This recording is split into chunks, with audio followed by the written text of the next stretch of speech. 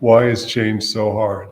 It may be for reasons that you don't quite understand yet, but the two basic reasons are you're afraid to change, and we'll talk about that in a minute. And the other one is inertia. We are, on some level, at least comfortable with where we are. We don't have to take a risk, a chance, some sort of possibility that things won't work out because we know if we keep doing what we're doing, we're going to get the same results. Now, the problem is, most of us are not happy with the same results. Most of us want to have some growth in our lives, but then we do not do what we need to do to change it. So let's break it down for a few minutes, okay? What change is? Change is a variable, just one variable. Let's just change one trigger variable and call it a habit. Do you want to go to the gym? Put your sneakers by the garage door or the front door, depending on who you are, right? If you want to change your weight, stop buying bags of chips and leaving them on the counter. Buy small individual servings of chips and put them up on the top shelf and leave a bowl of fruit on the counter. You've made it your default choice. When we went from asking people whether they wanted to opt in to contributing to 401k plans and made it the default choice in America, we went from we've quadrupled the amount of people who are saving for retirement now. Now, I think we can all acknowledge that we have some fears about the stability of Social Security going forward. We all see the news articles every so often or hear on TikTok that Social Security is going to go bankrupt in 2032. Medicaid's going to go bankrupt in 2025. Can you imagine that? In 2025, if we do not change a variable.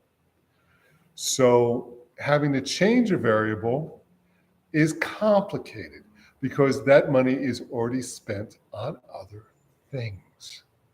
And we do not want to take away from something because they lobby the powers that be to give them the same amount that they got last year. So we spend money on silly things, lots of money as a country, where we can talk about it all day long. We can talk about spending 30%, 40% of our educational budget on testing instead of teaching.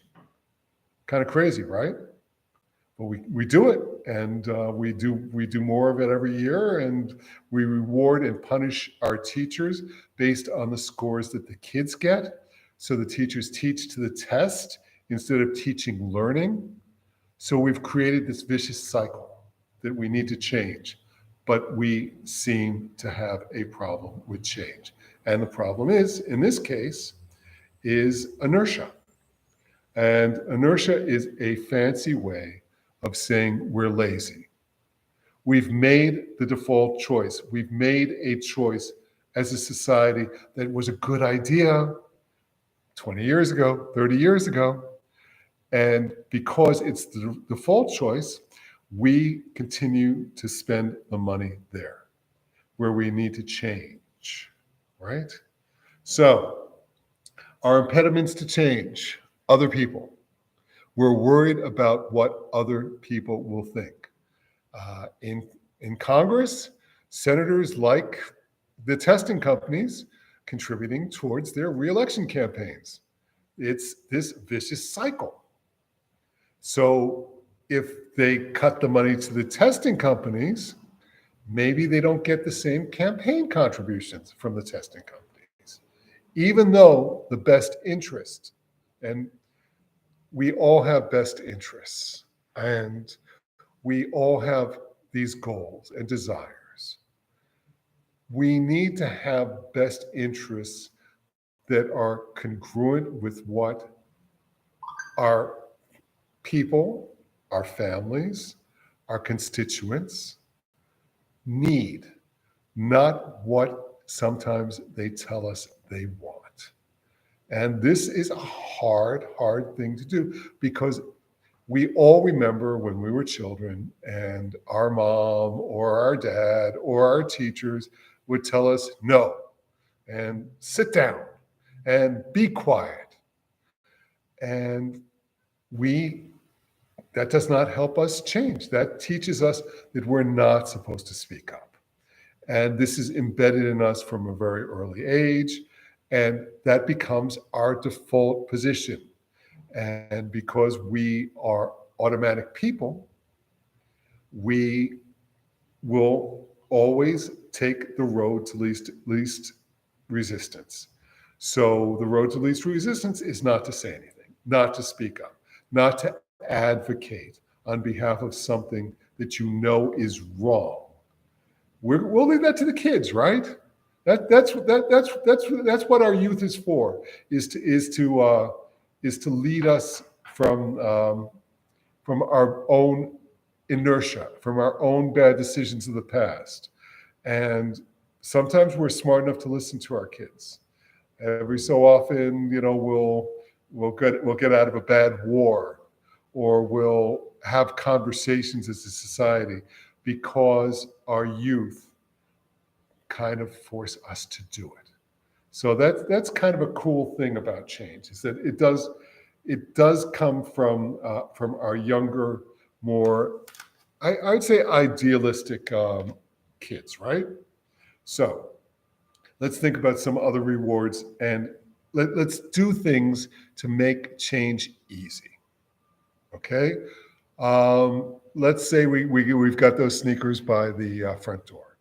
We put on the sneakers and we go for a walk today, just a short walk, just around to the corner and back. And then we come home, we take off our sneakers, and we do what we're going to do. Maybe we set a timer on our iPhone or our Android or Alexa today for an hour when we sit down for Netflix, because we know we don't want to watch TV for 3 or 4 hours tonight. It's our default position. It's the inertia. We are lazy after all. So what Netflix does is, one episode of Peaky Blinders ends and the next one starts running right away. They have conditioned you to sit there and binge television. And you can break that habit. Is Peaky Blinders going to go away tomorrow? No. You can watch one episode every day this week and maybe actually enjoy it a little more.